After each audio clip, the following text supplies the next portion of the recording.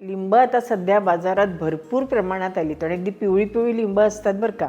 त्या लिंबामध्ये सुद्धा आपण ज्यावेळेला बाजारात जातो तेव्हा दोन प्रकार असतात. एक कागदी लिंबू असतं, म्हणजे त्याची साल पातळ असते, आणि एक सीडलेस लिंबू मिळतं. म्हणजे काय की त्याच्यामध्ये बिया नसतात, पण त्याची जी साल असते ती खूप जाड असते, त्याच्यातही रस भरपूर असतो. आपल्याला ज्या वेळेला लोणचं करायचं असतं त्यावेळेला नेहमी कागदी लिंबाचा आपण उपयोग करावा.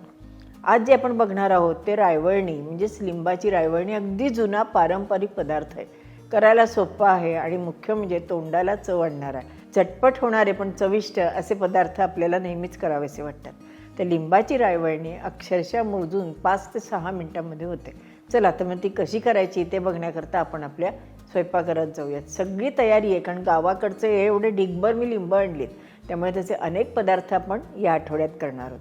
चला तर मग बघूयात लिंबाची रायवळणी कशी करतात ते. आता आपण लिंबाची रायवळणी करतो. हे लोणचंसुद्धा किंवा ही रायवळणी चांगली 6-7 महिने फ्रीजमध्ये टिकते. त्याच्याकरता आपण 1 वाटी साखर याच्यात घातली आहे, आणि ह्याच वाटीने आपण अर्धी वाटी लिंबाचा रस घेणार आहोत. लिंबाचा रस घेताना त्याच्यामध्ये बी येणार नाही याची आपण काळजी घ्यायची. साखर विरघळूस्तोवर आपण हे शिजवून घेणार आहोत. त्याकरता आपल्याला सतत हलवायला पाहिजे बरं का. ही रायवळणी न जवळजवळ 70-80 वर्षापूर्वीची रेसिपी आहे. म्हणजे मी लहानपणी खाल्ली. आता माझंच वय जवळजवळ 75 आहे, त्यामुळे त्याच्याही आधी आजी आई करत असतीलच, त्यामुळे इतकी जुनी अशी ही रायवळणी आहे.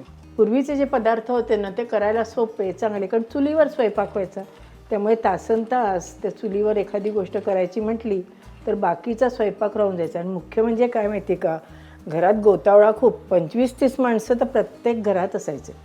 याच्यात आपल्याला पाक किती तारी वगैरे असं काही नाही, आपली साखर विरघळली गेली पाहिजे. आणि लिंबाच्या हिशोबाने आपण याच्यामध्ये साखर घालायची. अर्ध्या वाटी लिंबाच्या रसाला आपण जवळजवळ 1 वाटी साखर घातली. जर आपल्याला आणखीन गोडसर हवं असेल तर थोडी वाढवली तरी चालू शकते, पण माझ्या मताप्रमाणे एवढी पुष्कळ होऊन जाईल. आता ही जी रायवळणी किंवा हा जो रस आपला आहे हा आपण असाच्या असा गार करायला ठेवूयात, आणि मग त्याच्यानंतर पुढची कृती काय आहे ती बघूयात. मी गॅस बंद केला आणि रस आपण बाजूला ठेवून देऊया. आता लिंबाचा जो आपण रस आणि साखर एकत्र करून शिजवलं होतं की नाही, ते आता गार झालेलं आहे. त्याच्यात आपण चवीपुरतं मीठ घालून घेऊयात. त्याच्यात 1 चमचा भरून तयार लोणच्याचा मसाला घालायचा. थोडासा वर लागेल असं वाटतं आहे मला. हा जो लोणच्याचा मसाला कैरीचा लोणच्याचा मसाला आहे, कुठल्याही कंपनीचा घेतला तरी चालतो. आणि 2 चमचे भरून आपण हे मुळ्याचे साल काढून तुकडे केलेत ते याच्यामध्ये घालायचे, आणि आपण हे हलवून घ्यायचं. याला आता फोडणी वगैरे काही लागत नाही. छान मुरलं ना की मुळ्याचा स्वाद खूप छान लागतो.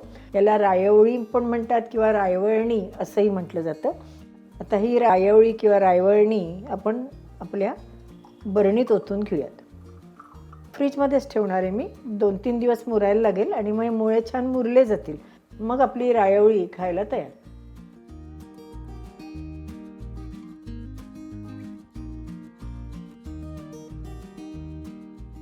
आहे की नाही. सोपी आहे की नाही करायला, आणि चव तर इतकी छान येते की नाही. तर हल्ली जो लिंबाचा सॉस मिळतो की नाही, त्या पद्धतीनेच लिंबाची रायवळणी केली जाते. अरे हो, लिंबाचा सॉस म्हटल्यावर लक्षात आलं, तुम्ही लिंबाचा सॉस खाल्ला आहे का कधी?